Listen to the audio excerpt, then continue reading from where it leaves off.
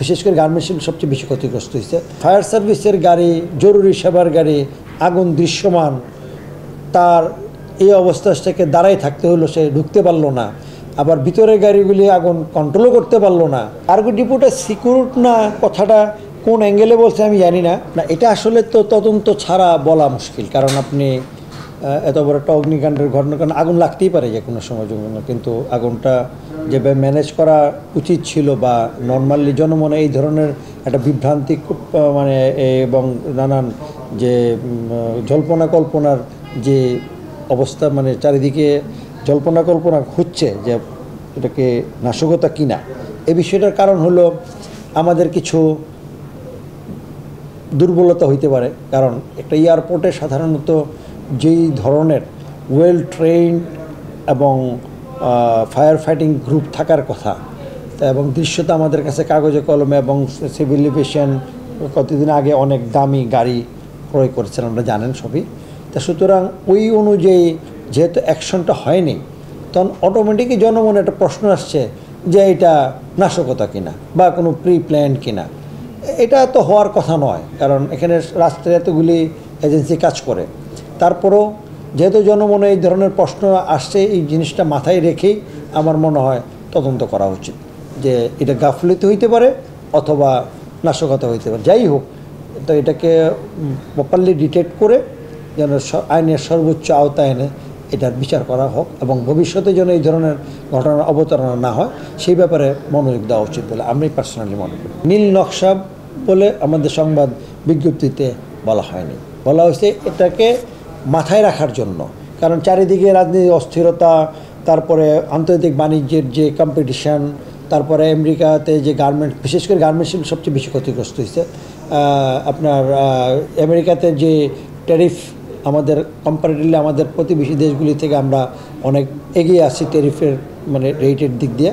সব নানান বিষয় নিয়ে তখন মানুষের এরকম একটা অবস্থান হইতেই পারে যে এই শিল্পটাকে ধ্বংস করতে পারলে বা কোনো রকম অস্থিরতা তৈরি করলে বা তখন বেশি ট্যারিফ দিয়ে হলো বাইরে থেকে পণ্যটা নিবে তা আমরা একটু বেকায়দা অবস্থা পড়ব।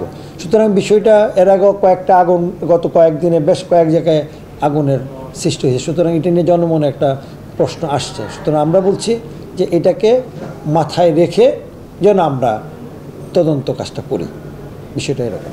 সিএনএফ জেনারেল সার্ভিস ওরিয়েন্টেড ব্যবসা, তো এখানে আপনি যদি আমদানি করেন তাহলে আমরা হলাম কাস্টমসের এজেন্টস, গভর্নমেন্ট অথরাইজ। যেন আমদানি করলে আমরা এই আমদানির প্রক্রিয়াটা আমরা কাজ করি যদি, এবং ওখান থেকে আমরা একটা কমিশন পাই।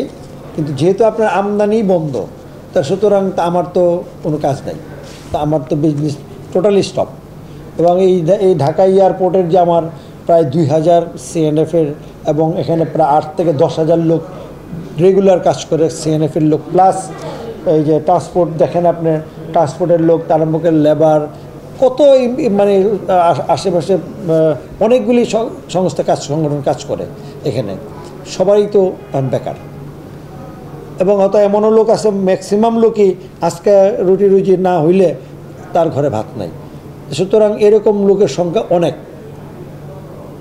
এবং ইভেন কি যেসব আমদানিকারকরা আমদানি করলেন, তাদের পণ্য নষ্ট হয়ে গেল, তাদের সাথে তো সিএনএফ একটা ডিলিংস আছে, তা রেগুলার কাজ হচ্ছে। কারণ সেই লোকের তো এখন সর্বসাধ্য সে, কারণ তার কাছ থেকে তো আমি কোনো আগের যে বকেয়া কোনো টাকা থাকলেও এটাও তো চাইতে পারবো না তার কাছে। আমাদের তো চারিদিক দিয়েই মানে আমরা ক্ষতিগ্রস্ত। কার্গো ডিপোটা সিকিউর না, কথাটা কোন অ্যাঙ্গেলে বলছে আমি জানি না, কারণ এয়ারপোর্টের যে বিষয়টা, এয়ারপোর্টটা একটা অবশ্যই একটা কেপিআই, সুতরাং এটা অনেক সিকিউর একটা এরিয়া।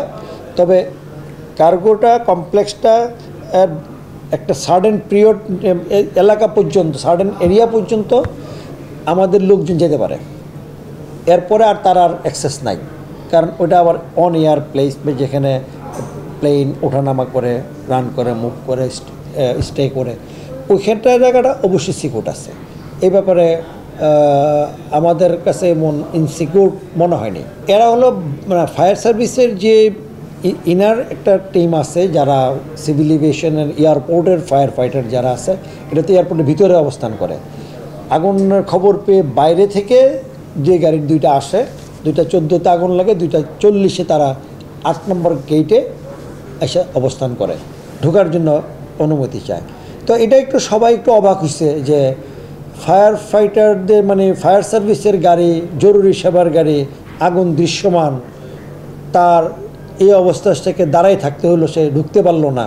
আবার ভিতরের গাড়িগুলি আগুন কন্ট্রোলও করতে পারলো না। তখন জনমনে এই কারণে নানান প্রশ্নের অবতারণা করছে এখানে। আর সিভিল এভিয়েশন হয়তো চিন্তা করছে যে বাইরে থেকে একটা গাড়ি ভিতরে ঢুকলে তার একটা পারমিশন, তার সিকিউরিটি, এটা অনেক কিছু বিষয় আছে। এতে যে একদম সিকিউরিটির ব্যাপার যে নাই তা না, আছে। কিন্তু তাদের মতো আগুন দৃশ্যমান থাকা অবস্থায় ফায়ার সার্ভিসের গাড়ি ঢুকতে পারলো না, এই কারণেই মানুষের মনে আসলে নানান প্রশ্ন, আর কিছু না। 3টা গাড়ি ছিল, এর মধ্যে 3টাই আসছে, কিন্তু একটা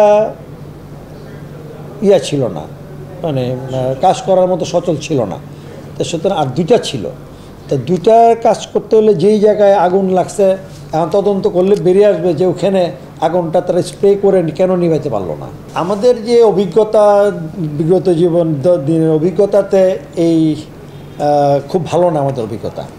এখানে আবার জনমনে নানান প্রশ্নের অবতারণা ঘটবে যে কাউকে এটাকে সাবসাইড করা হয়েছে, কোনো তথ্য গোপন করা হয়েছে, নানান জল্পনা কল্পনা আর ডালপালা আসলে যাবে। সত্য কথা, এখানে যদি যারা ক্ষতিগ্রস্ত হয়েছে, BGMA, BKMA, BTMA, chamber, BCCI, যদি কয়েকটা সংগঠন থেকে যদি একাধিক লোক এই কমিটিতে ইনক্লুড করা হয়, তদন্তে যদি ওনারা ইনক্লুড থাকে, অ্যাটলিস্ট ওই জিনিসটা তো সরকার নিশ্চিত মানে সেফ সেট থাকবে যে এখানে কাউকে সেভ করার মতো বা কোনো তথ্য গোপন করার হয় নাই, এই জিনিসটা তো তারা সেফ সেট থাকবে। এই কারণে আমি মনে করি যে অবশ্যই এটাকে আরও কয়েকজন ব্যবসায়ী সংগঠনের নেতৃবৃন্দকে ইনক্লুড করা উচিত।